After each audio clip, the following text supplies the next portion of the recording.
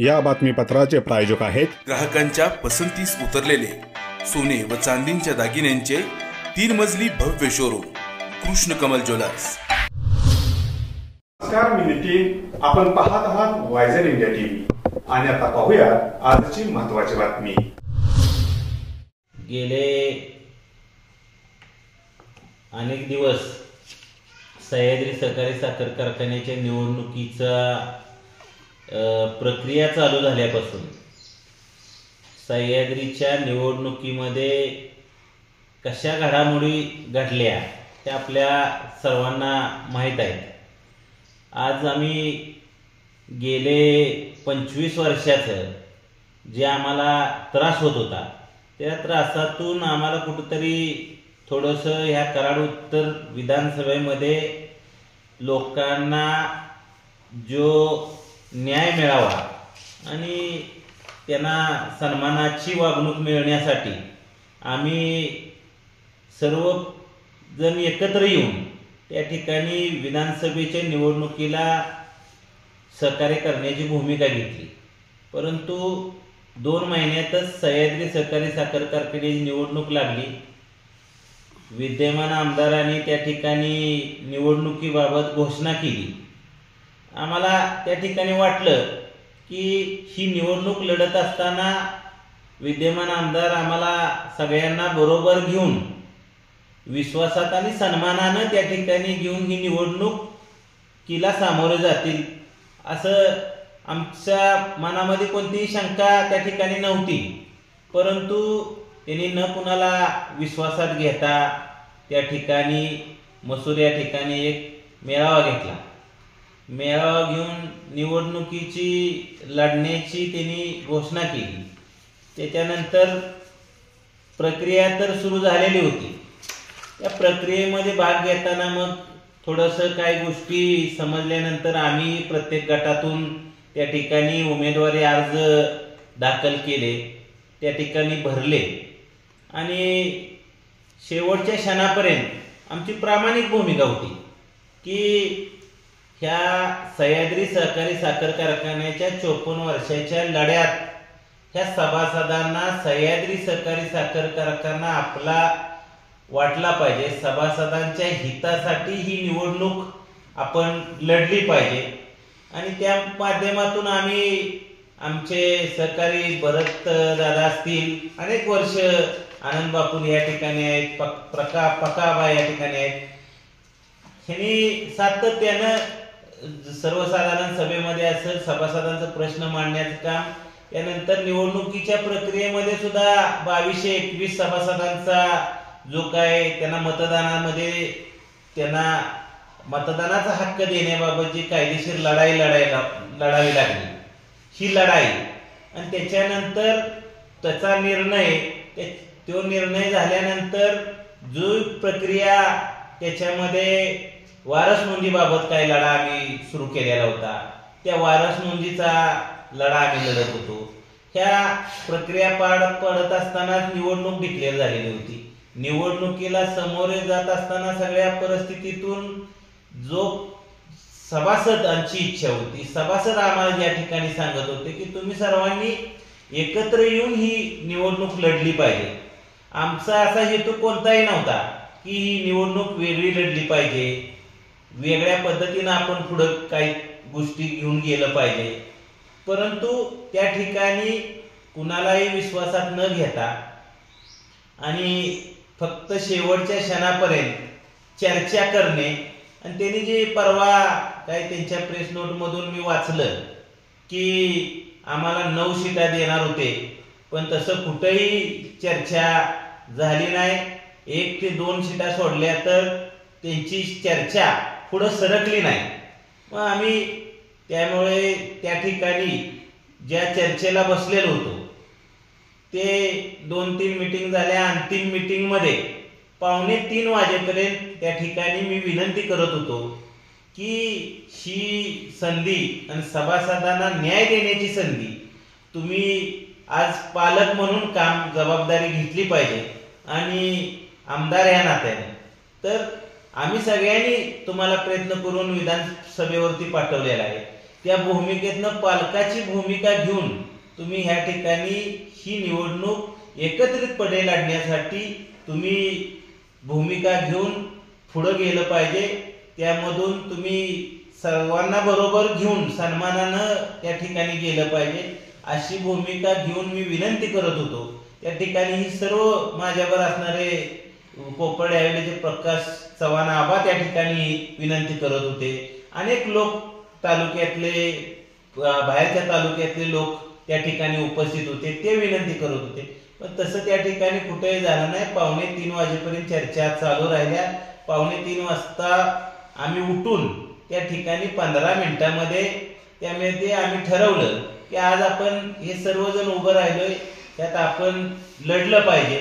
सभासदांनी जे आमच्या पुढं भावना व्यक्त केल्या होत्या त्या माध्यमातून आम्ही निवडणुकीला समोर गेलो. निवडणुकीला समोर अर्ज काढण्याचा दिवस संपला.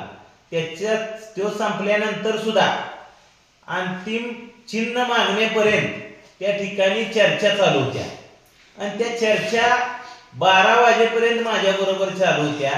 आणि त्याच्यामध्येच आमदारांच्या पॅनेलचे काही लोक 11 वाजता चिन्हासाठी अर्ज केला आणि माझ्याकडे 12 वाजेपर्यंत आपण एकच चिन्ह मिळालं पाहिजे, आपण एकच चिन्ह घेऊन समोर लढलं पाहिजे अशा भूमिकेतून माझ्यावर 12 वाजेपर्यंत लोक चर्चा करत होती. त्या ठिकाणी आमच्यातले एक सहकारी गेले आणि निवडणूक निर्णय अधिकाऱ्यांना विचारलं की आम्ही आमच्या पॅनेलचा अर्ज द्यायला आलोय तर आमचा अर्ज घ्या.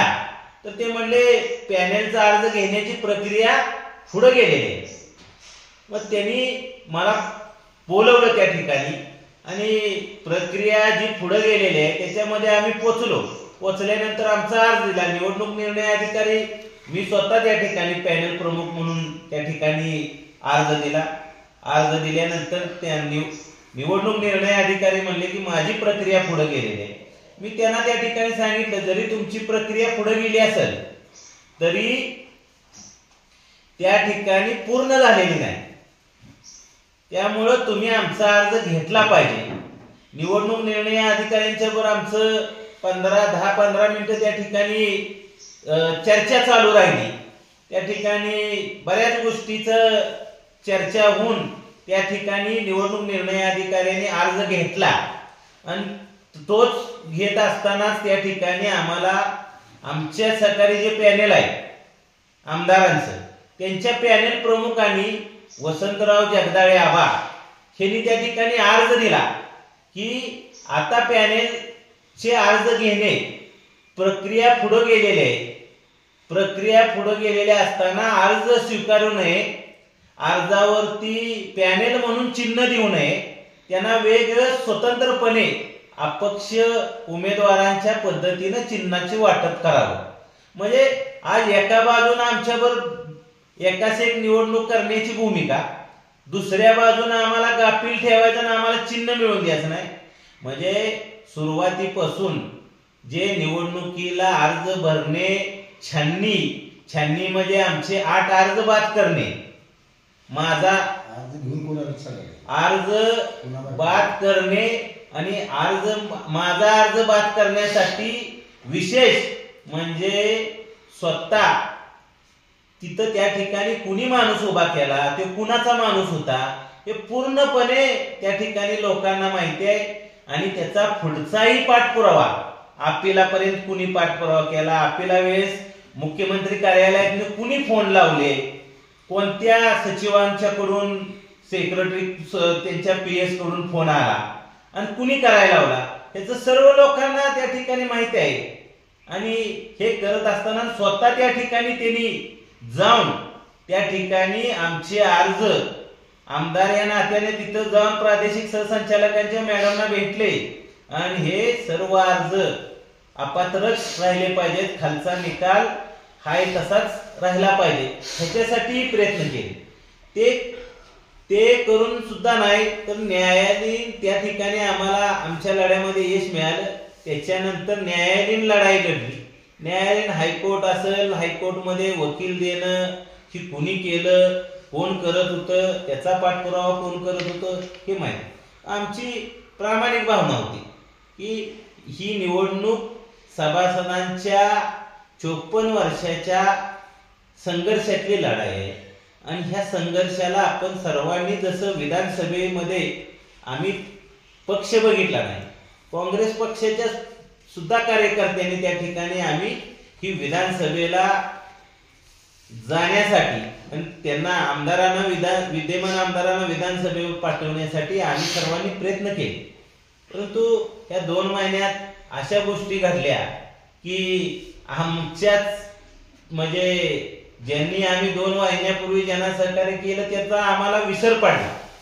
म्हणजे आम्हाला एक अशा पद्धतीची वागणूक दिली की एक आमचं पॅनेल मोडून काढण्याचा प्रयत्न केला. आमचं पॅनेलच होऊन द्यायचं नाही, पॅनेल झाल्यानंतर सुद्धा त्या ठिकाणी चिन्ह मिळवून द्यायचं नाही.